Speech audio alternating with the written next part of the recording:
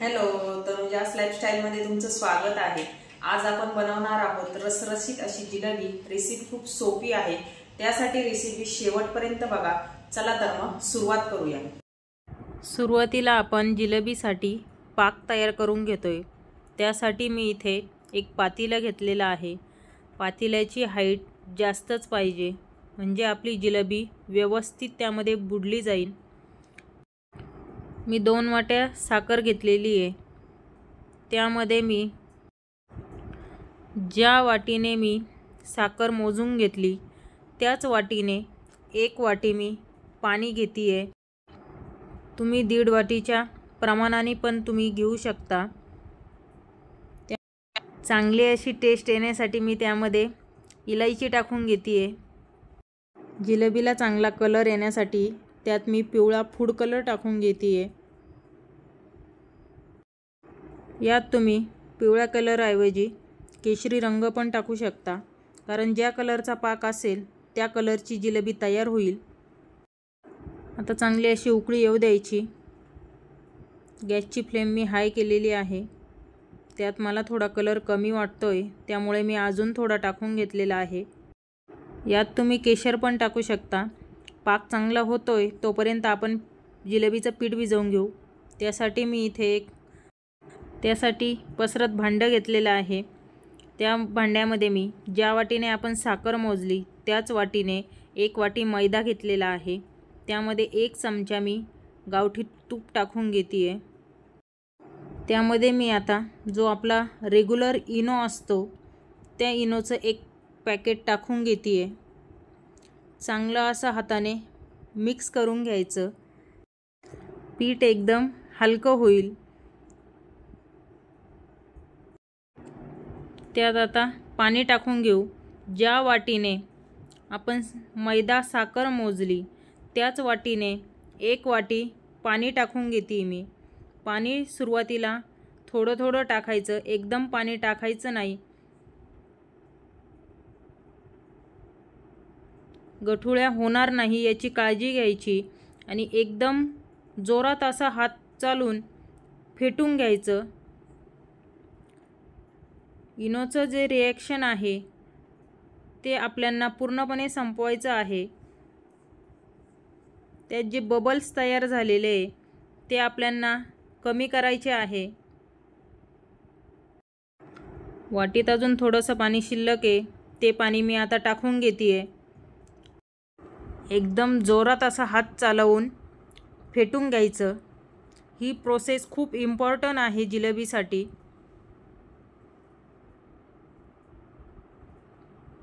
त्यातले बबल्स बऱ्यापैकी कमी झालेले आहे। आपल्याला पीठ जास्त घट्ट नाही, जास्त पातळ पण करायचं नाही।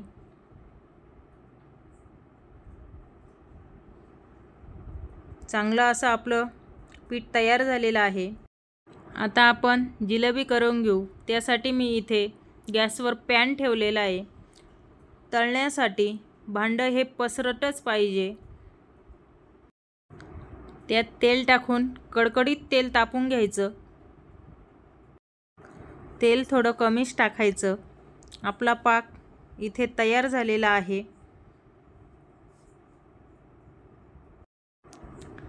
गॅस मी आता बंद करून देते। आता आपण जिलेबी करून घेऊ। मी इथे केकसाठी जी पाइपिंग बॅग वापरता ती बॅग घेतलेली आहे। तुम्ही इथे दुधाची वगैरे दुसरी कुठलीही पिशवी घेऊ शकता। ती ग्लासमध्ये मी अशी उलटी टाकून घेते, म्हणजे आपल्याला जिलेबीचं पीठ पिशवीमध्ये व्यवस्थित टाकता येईल। एकदा चांगलं फेटून घेते।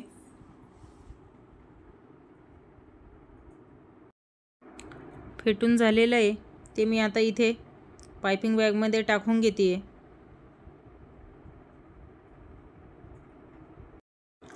तेल एकदम कडकडीत तापलेलं आहे। त्यामध्ये मी जिलेबी करून घेते। आता जिलेबी करायला एकदम सोपी आहे। आतून गोल गोल करत बाहेरपर्यंत गोल करत यायचं. गॅसची फ्लेम हायस्ट ठेवायची. तेल जर कमी गरम असेल तर आपली जिलेबी चपटी होते, त्यामुळे तेल एकदम कडकडीत तापवून घ्यायचं. खालच्या बाजूने चांगल्या क्रिस्पी होईपर्यंत तळून घ्यायच्या. तेलात बबल्स कमी झाले म्हणजे आपली कुरकुरीत एक साईडने तळून झालेली आहे. आपण ती आता उलटी करून घेऊ. दुसऱ्या बाजूने व्यवस्थित अशी तळून घेतीये. चांगली अशी कडक तळून झालेली आहे. ती मग लगेच पाकामध्ये टाकून घ्यायची. टाकल्यानंतर 5 सेकंद चमच्याखाली दाबून ठेवायची, म्हणजे पाक चांगला जिलेबीमध्ये मुरतो.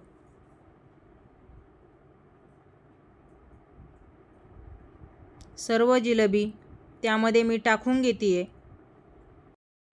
जिलेबीमध्ये पाक जाण्याची प्रोसेस फक्त सुरुवातीचे 5 सेकंद असता. एकदम छान अशी आपली जिलेबी तयार झालेली आहे. मस्त असा कलर आलेला आहे. अशाच सर्व जिलेबी मी तयार करून घेतीये. 1 वाटी मैद्यापासून भरपूर अशी जिलेबी तयार झालेली आहे. मस्त अशी कुरकुरीत रसरशीत जिलेबी तयार झालेली आहे. एकदा नक्की ट्राय करा आणि कशी झाली कमेंट बॉक्समध्ये सांगा. आवडल्यास जास्तीत जास्त शेअर करा व चॅनलला लाईक अँड सबस्क्राईब करा.